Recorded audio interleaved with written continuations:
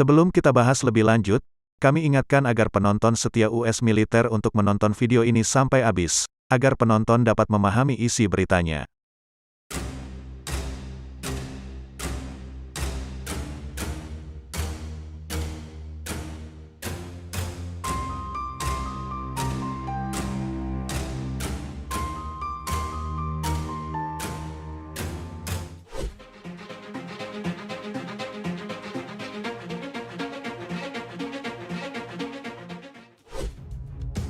Sebanyak 100 insinyur Indonesia dilaporkan akan bertolak ke Korea Selatan. Mereka akan ikut serta mengembangkan kembali jet tempur kerjasama Indonesia Korsel, KF-21 IFX. Administrasi Program Akuisisi Pertahanan Korsel menyebut bahwa saat ini sudah ada 32 insinyur yang sedang dalam pengurusan administrasi seperti visa. Dijadwalkan nantinya 100 insinyur akan tiba dan bekerja pada akhir tahun ini. Pemerintah Indonesia menegaskan kembali komitmennya yang berkelanjutan untuk pengembangan bersama KF-21 IFX, dan mencari kerjasama agar para insinyurnya segera kembali ke Korsel.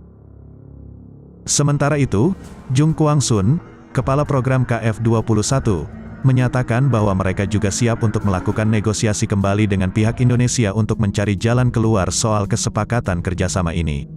Kami akan melakukan yang terbaik untuk mengadakan pembicaraan tingkat kerja sesegera mungkin dan menyimpulkan diskusi tentang masalah pembayaran, katanya. Proyek KF-21 IFX sendiri dimulai pada 2019 antara kedua negara. Korsel dan Indonesia sepakat membangun pesawat tempur itu dengan biaya sekitar 7,6 miliar dolar atau setara hampir 110 triliun rupiah dengan RI membiayai 20% dari pengembangannya.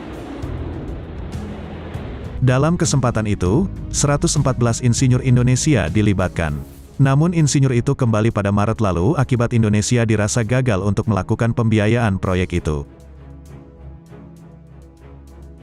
Diketahui Indonesia berhenti melakukan pembayaran setelah menginvestasikan 227,2 miliar won atau 2,8 triliun rupiah, dengan sekitar 700 miliar won 7,7 triliun rupiah yang masih harus dibayar.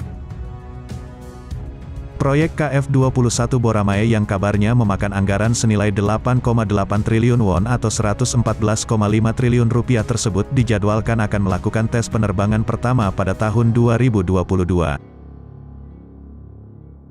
Sedangkan proses pengembangan final diharapkan akan selesai pada tahun 2026.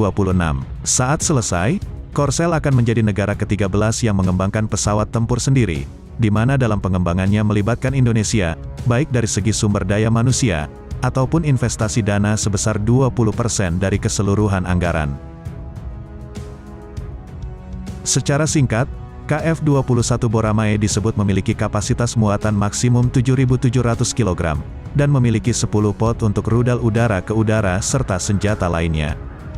Pesawat tempur ini juga disebut mampu terbang pada kecepatan 2.200 km per jam dengan jangkauan terbang hingga 2.900 km.